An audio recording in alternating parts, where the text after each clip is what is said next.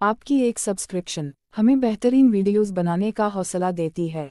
Channel को subscribe करें और बेल आइकन भी साथ दबा दें। मैं 40 साल की एक खूबसूरत औरत हूँ।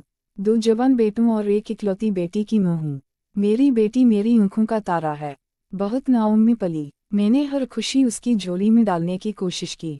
मेरी बेटी की शादी हुई। अभी शादी को सिर्फ 3 महीने हुए थे। दामाद का रिश्ता आया तो मैंने पहली नज़र में उसे पसंद कर लिया था। बाकी बातें मेरे शौहर और देवर ने देख ली और सब राजी हुए। खैर बेटी की शादी हो गई। शादी के बाद जब बेटी वापस मायके आती तो उसके चेहरे पर सुकून देखकर मैं सुख का सांस लेती। कुछ महीने बहुत अच्छे गुजरे, लेकिन मैंने देखा कि वक्त के साथ मेरे दामाद का रवैया बदलने लगा। बेटी की आंखों में आंसू आने लगे। शुरू में मैंने सोचा कि शायद कोई मामूली बात हुई हो, मगर अब मैं देख रही थी कि बात बहुत बढ़ रही थी। मैं बेटी की तकलीफ देखकर खामोश ना रह सकी, इसलिए मैंने अपने दामाद को घर बुला लिया। दोपहर का वक्त था। मेरा शौहर बीमार था, इसलिए अपने कमरे में सो रहा था। मेरे बेटे दफ्तर में थे। घर में मुकम्मल सन्नाटा था। मेरा दामाद घर आया तो मैंने उसे ड्राइंग रूम में बिठा दिया। मैंने कुछ काई पाई का सामान रखा और सीधा अपनी बात पर आ गई। मैंने कहा, बेटा तुम्हारा रवैया मेरी बेटी से कुछ अजीब हो रहा है। क्या कोई बात हुई? दामाद ने मेरी तरफ देखा, हल्का सा मुस्कुराकर कहने लगा, ऐसी कोई बात नहीं। और फिर साथ ही उसने मुझे एक ऐसी बात कही जिसे सुनकर मेरे पाँव के नीचे से जमीन निकल गई। दामाद कहने लगा, सच यह है कि मैंने आपकी बेटी से शादी आपकी वजह से की है। मैं दामाद की बात सुनकर हैरान हुई। मैंने कहा, तुम्हारा बात करने का क्या मतलब है? वह कहने लगा, मुझे आप पसंद आई थी, लेकिन जाहिर है आप शादीशुदा हैं और आपके बच्चे भी हैं। मैंने आपकी बेटी से शादी इसलिए की ताकि आपके करीब आ सकूं। मैं मज़म बैठी रही। यह सुनकर मेरा दिल जैसे रुक गया था। दामाद ने बात आगे बढ़ाई। कहने लगा, मुझे आपकी बेटी में कोई दिलचस्पी नहीं। अगर आप मुझे ना मिली तो याद रखें, मेरा और आपकी बेटी का ताल्लुक बस नाम का रह जाएगा। दामाद की बात सुनकर मैंने उसे रोकने की कोशिश की। मैंने कहा, यह गलत है। मैं तुम्हारी सास हूँ। मगर दामाद हंसकर कहने लगा, आप एक औरत भी हैं और मेरा दिल रिश्तों से आज़ाद है। फैसला आपके हाथ में है। दामाद यह बात कहने के बाद उठा और हमारे घर से चला गया। मैं उसके जाने के बाद सोकोम के समंदर में डूब चुकी थी। एक तरफ बेटी की खुशी और घर का सवाल था और दूसरी तरफ यह अजीब शर्त थी। लेकिन उसकी बात में जो ईड़ा और इरादा मैंने देखा था, उसके बाद मुझे अंदाजा हुआ कि यह पीछे हटने वाला नहीं था। दामाद के जाने के बाद मैं काफ़ी देर तक ड्राइंग रूम में बैठी रही। मैं सोच रही थी कि यह मैं क्या सुन रही थी। वह दामाद जिस पर मैंने भरोसा किया, वह मेरी बेटी का शौहर, वह मुझसे ऐसी बात कह रहा था। मेरा दिल कह रहा था कि यह एक नाकबिल माफ़ी बात है, लेकिन मेरा दिमाग मुसलसल बेटी की आंखों में बहने वाले आंसू दिखा रहा था। दामाद की धमकी साफ थी, अगर मैंने उसकी बात ना मानी तो वह मेरी बेटी से दूर हो जाएगा और फिर मेरा घर और मेरी बेटी का घर बिखर जाएगा। खैर, शाम हो रही थी।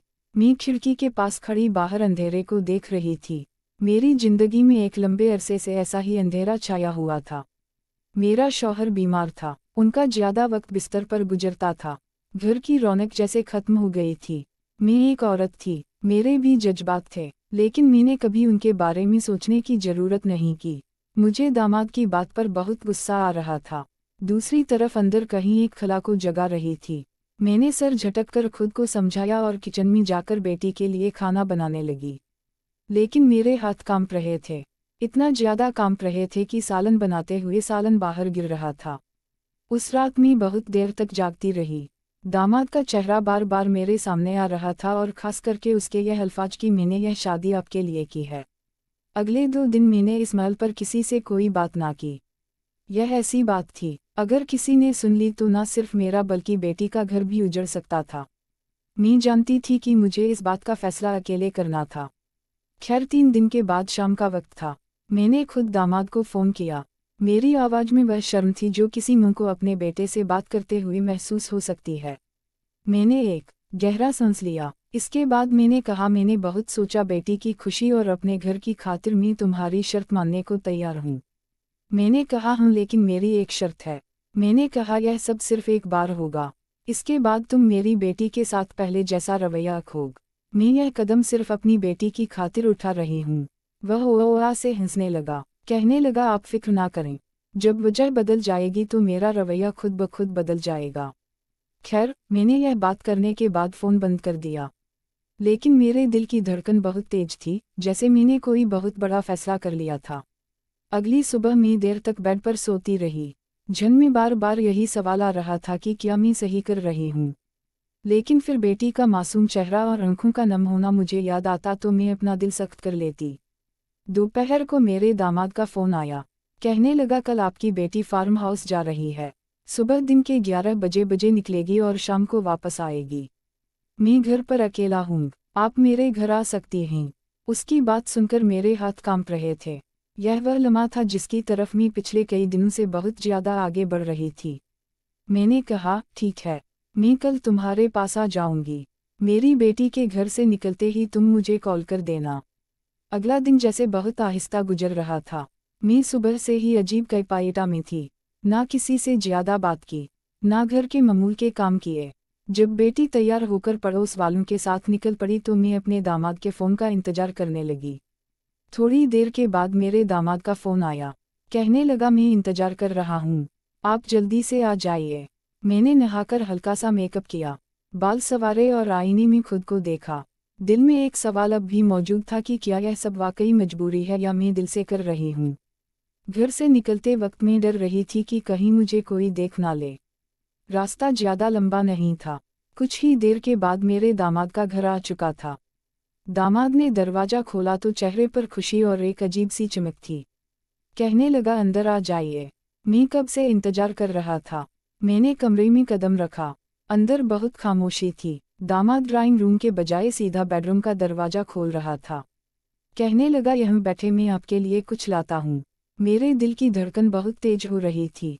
मेरा दामाद मेरे लिए पीने का शरबत लाया जो मैंने आधे मिनट में ख़त्म कर दिया। उस वक्त मुझे बार बार सिर्फ अपनी बात याद आ रही थी जो मैंने अपने दामाद से की थी कि सिर्फ एक बार। मैं चाहती थी कि इसको और मुझे यह याद रहे कि मैं यह सब अपनी खुशी के लिए नहीं बल्कि बेटी की खुशी के लिए कर रही हूँ। लेकिन दामाद की आंखों में जो इत्मीनान और जीत का एहसास था वह साफ नजर आ रहा था। मैंने दामाद की तरफ देखा और उसे कहा, याद रखना यह सब बस एक बार होगा। वह मेरी बात सुनकर मुस्कुराने लगा। कहने लगा, मुझे सब याद है। और उसी पल में मैंने महसूस किया कि अब पीछे पलटना मुमकिन नहीं। एक फैसला जो मैंने बेटी के लिए किया था अब हकीकत में बदलने जा रहा था। दामाद के बेडरूम की खामोशी में मैंने खुद को संभाला था। बेडरूम में हल्की रोशनी हो रही थी। खिड़की के आगे पर्दे किए हुए थे और हवा में एक महक आ रही थी। शायद मेरे दामाद ने खासतौर पर ऐसा माहौल बनाया हुआ था। वह मेरे सामने आकर बैठ चुका था। उसकी आंखों में एक अजीब सा इत्मीनान था। उसने जैसे ही मेरा हाथ थामा, मैंने फौरन कहा, मैं फिर कह रही हूँ, यह सब बस एक बार होगा। इसके बाद तुम मेरी बेटी के साथ पहले जैसे हो जाओगे। वह मुस्कुरा कर कहने लगा, मैंने आपसे वादा किया और वादा वफा करूँगा। आप बस आज की दोपहर को यादगार बना दें। उसकी बात सुनकर मैंने अपनी नज़रें झुका ली। मेरे दिल में एक जंग चल रही थी। एक तरफ मेरे ज़मीर का बोझ था, दूसरी तरफ बेटी का मुस्कुराता चेहरा और उसके घर का सुकून था। मेरा दामाद मेरे करीब आया। मैंने महसूस किया कि उसका लहजा पहले से ज़्यादा नर्म और संजीदा हो चुका है। कहने लगा, आप नहीं जानती, मैंने कितने दिन यह लम्हा सोच रखा था। शादी के दिन से मेरे दिल में यह ख्वाहिश थी, बस मौका नहीं मिला। मैंने बात बदलने की कोशिश की। मैंने कहा, तुम्हें अंदाजा है यह कितना बड़ा कदम है। वह कहने लगा, और इसीलिए मैं चाहता हूँ कि यह पल हमारे दरमियान हमेशा एक राज रहे। वह मेरे करीब बैठते हुए माहौल को और नरम कर रहा था। हल्की सी खुशबू, बंद कमरा और हमारे दरमियान खामोशी, यह सब मिलकर जैसे लम्हे को यादगार बना रहे थे। मैंने एक लम्हे के लिए सोचा कि अगर यह सब ना होता, अगर मैं दामाद को साफ मना कर देती तो शायद मेरी बेटी की जिंदगी कितनी मुख्तलिफ होती। लेकिन फिर ख्याल आया कि वह खुश ना रह पाती। दामाद ने धीरे से कहा, आपको देखकर लगता नहीं कि आप अपनी बेटी की मां हैं। आप अब भी इतनी खूबसूरत हैं कि कोई भी आपकी तरफ माइल हो सकता है। मैंने हल्की सी मुस्कुराहट दी, लेकिन फौरन कहा, तुम ज़्यादा बातें ना बनाओ, तुम्हें बस अपना वादा याद रखना है। उसने मुस्कुराकर कहा, मुझे अपना वादा याद है और आज का दिन भी याद रहेगा। बातों के साथ वक्त गुजरता गया।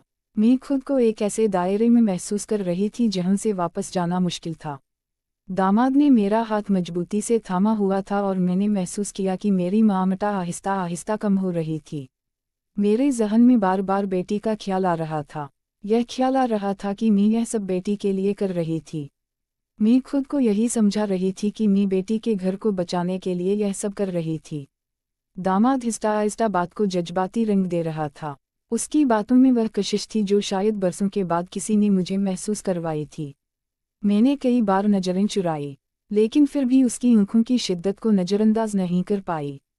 हम दोनों के दरमियान की खामोशी अब बातों से ज्यादा गहरी थी। कमरे का माहौल, हल्की खुशबू और बंद दरवाजा, यह सब मिलकर एक ऐसा दायरा बना रहे थे जिसमें बाहर की दुनिया का कोई वजूद नहीं था। मैंने दिल ही दिल में आखिरी बार खुद से कहा, यह बस एक बार है, इसके बाद सब पहले जैसा हो जाएगा। लेकिन हकीकत यह थी कि मैं जानती थी आज के बाद सब बदलने वाला था। वक्त कैसे गुजरा मुझे अंदाजा नहीं हुआ। बाहर शाम की रोशनी मध्यम हो रही थी। दामाद उठा, कहने लगा, आप थोड़ा आराम कर लें। मेरा दिल पहले से हल्का महसूस हो रहा था, जैसे मैंने एक भारी बोझ उतार दिया था। दामाद वापस आया। हमने दोबारा मुख्तसर बात की। वह बार बार यही कह रहा था, आप नहीं जानती कि आपने मेरी जिंदगी का सबसे बड़ा ख्वाब पूरा कर दिया। मैंने सिर्फ इतना कहा, अब बस वादे पर कायम रहना, बेटी का घर खुशियों से भर दो। वह मुस्कुराकर कहने लगा, आप देखेंगी सब कुछ बदल जाएगा। शाम हो रही थी। वह मुझे कहने लगा, चल मैं आपको घर छोड़ देता हूँ। घर वापस आते हुए हमने ज्यादा बात नहीं की, लेकिन उसकी आंखों में एक मुख्तलिफ इत्मीनान था। घर आकर मैं सीधा अपने कमरे में गई। मैंने कमरे का दरवाजा बंद किया और आईने के सामने खड़ी हो गई। चेहरे पर हल्की सी मुस्कुराहट थी, लेकिन आंखों में एक अजीब सा खला।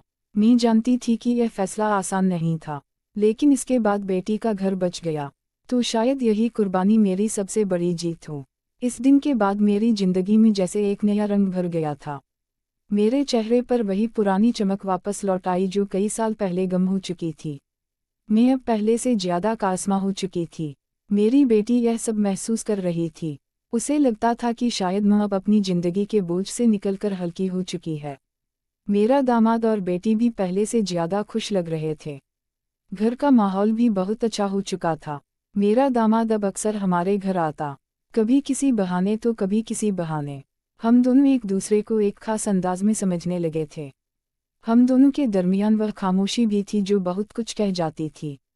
मैं जानती थी कि जो कुछ हुआ वह एक आम बात नहीं थी। मैं हर रोज आईने में खुद को देखा करती तो मैं हैरान होती कि वाकई अब मैं इतनी खूबसूरत नजर आ रही हूँ। एक दिन शाम का वक्त था। मैं चाय पी रही थी जब मेरे दामाद घर आया। उसने सलाम किया। वह मेरे सामने बैठा। उस दिन उसकी नज़रें कुछ संजीदा लग रही थी। कहने लगा, आप कैसी हैं?